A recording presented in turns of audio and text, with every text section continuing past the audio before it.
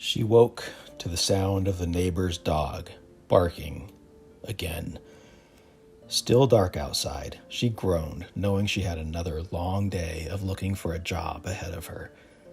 Applications to submit, an 8 a.m. interview. She dragged herself out of bed and into the shower, trying to shake off the exhaustion that had settled into her bones.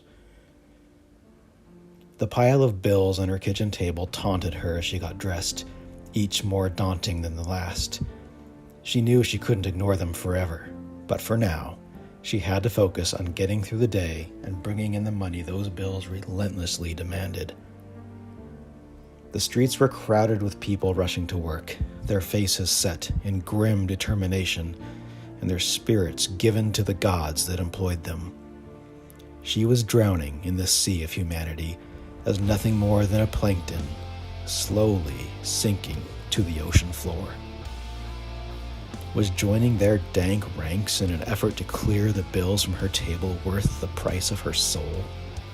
She walked and began to notice the small things: sun rays shining through the leaves of a tree, and a flower curling out of its overgrown bed and stretching onto the concrete. She saw herself in that flower, both leaving the safety of bed for the teeming sidewalk.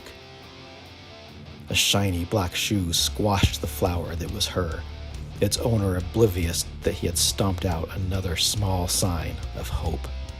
More shoes followed, an endless line of them, worn by people lost in the grit of existence and forgotten by the beauty of life. Determined to salvage some beauty and share pieces of it, she started to smile hesitantly at the strangers she passed on the street. Most took no notice, stone-faced and looking into screens, or nothing at all.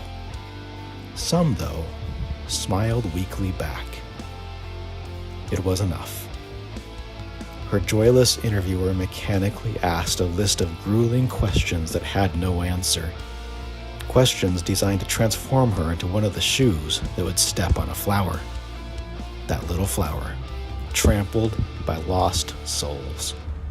No, no, no. She stood mid-interview.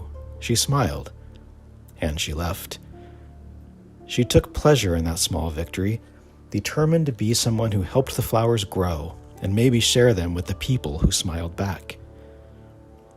She knew there were still bills to pay and struggles to face, but for the first time in a long time, she felt the invigorating glimmer of optimism. She took a detour through the park on the walk home, enjoying the feel of the sun on her face and the sound of the birds singing in the trees. It wasn't much, but today it was enough.